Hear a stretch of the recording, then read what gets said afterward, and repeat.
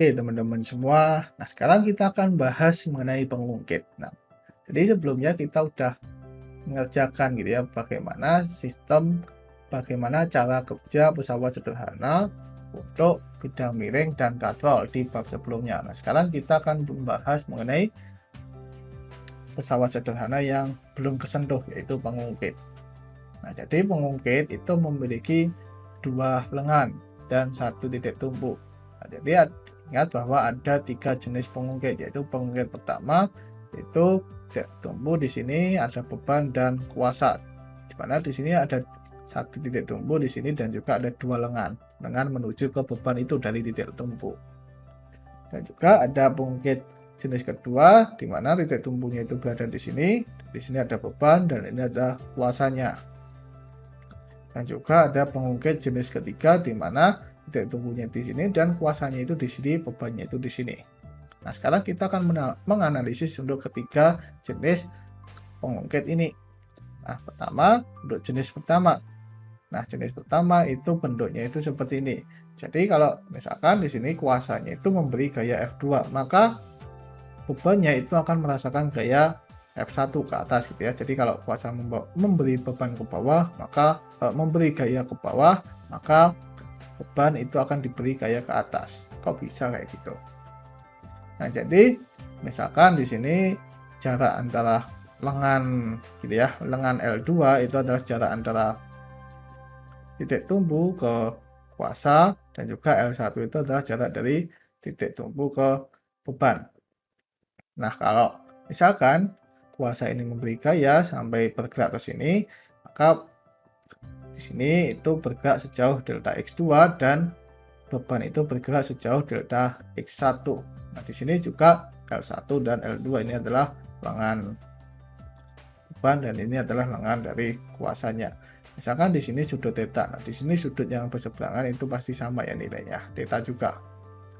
Nah, apa yang terjadi di sini? Ketika kuasa memberi gaya atau melakukan kerja, memberi kerja sejauh delta X2, maka bebannya itu akan berpindah ke atas sejauh delta X1. Nah, yang terjadi itu adalah kerja yang dilakukan kuasa itu sama dengan kerja yang dilakukan bebannya ini. Jadi, kuasa melakukan kerja itu ditransfer menjadi kerja untuk menggerakkan beban di sini, gitu ya. Jadi, F2 dikalikan delta X2 itu sama dengan F1 dikalikan delta X1. Nah, selanjutnya kita bisa meninjau sinus dari sudut theta di sini. Sin theta itu sama dengan depan dibagi dengan miring. Jadi delta X1 dibagi dengan L1. Nah, kita bisa gunakan perumusan yang ini juga. Sin theta itu sama dengan delta X2 dibagi dengan L2. Dengan demikian kita bisa tuliskan delta X1 itu sama dengan L1 per L2 dikalikan delta X2. Nah, kita substitusikan kebersamaan ini, maka kita akan dapatkan F2 dikalikan delta X2 sama dengan F1 dikalikan L1 dibagi dengan L2 dikalikan delta X2. Nah, kalau kita coret di sini X2-nya, maka kita akan dapatkan perumusan F2 dikalikan L2 itu sama dengan F1 dikalikan L1. Nah, dengan demikian kita bisa mendapatkan nilai F1 ketika misalkan F2-nya itu diketahui dan juga L2 L1-nya jaraknya itu diketahui juga. Nah, selanjutnya kita bahas untuk pengungkit jenis kedua seperti ini. Nah, jadi ketika kuasa memberi gaya ke bawah, melakukan kerja ke bawah, maka beban ini juga akan bergerak ke bawah gitu ya. Jadi dia akan melakukan kerja juga ke bawah. Jadi kalau misalkan lengan dari bebannya itu adalah L1 dan juga jarak dari kuasa ke beban itu adalah L2, sedangkan lengan dari kuasanya itu adalah L, dari titik tumpu ke sini itu tidak lain adalah panjang dari pengungkitnya ini. Nah, jadi misalkan di sini kuasanya itu melakukan kerja F2 dikalikan delta X2. Nah, sehingga si bebannya itu melakukan kerja F1 delta X1. Nah, kalau misalkan di sini membentuk sudut theta, nah, maka kita bisa gunakan rumusan trigonometri bahwa sin theta itu adalah depan di sini dibagi miringnya L1. Jadi sin theta sama dengan delta X1 dibagi dengan L1 sama dengan delta X2 dibagi dengan L. Di sini kalau kita bisa gunakan ini dan ini.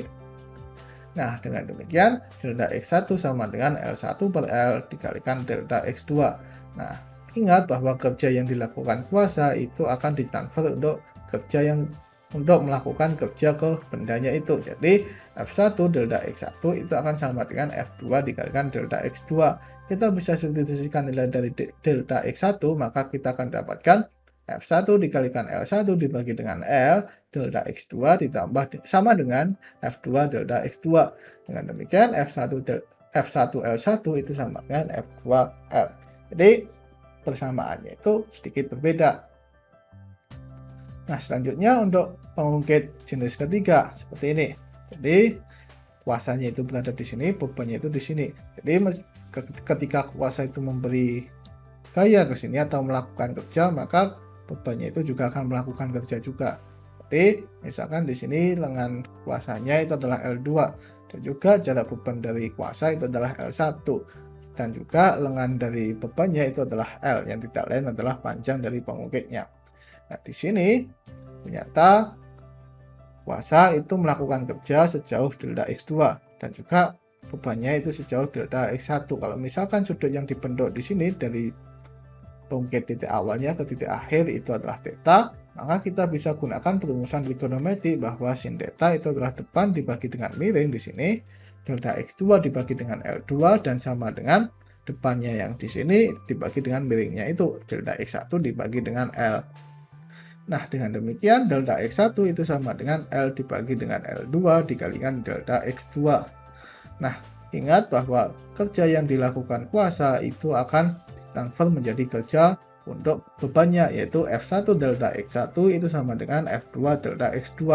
Kalau kita substitusikan nilai dari X1 yaitu L per L2 delta X2, maka kita akan dapatkan perumusan F1L sama dengan F2L2. Nah, perumusan ini juga memiliki bentuk yang mirip, cuma suku-sukunya ini berbeda gitu ya, dengan tuas pengungkit jenis pertama dan kedua gitu.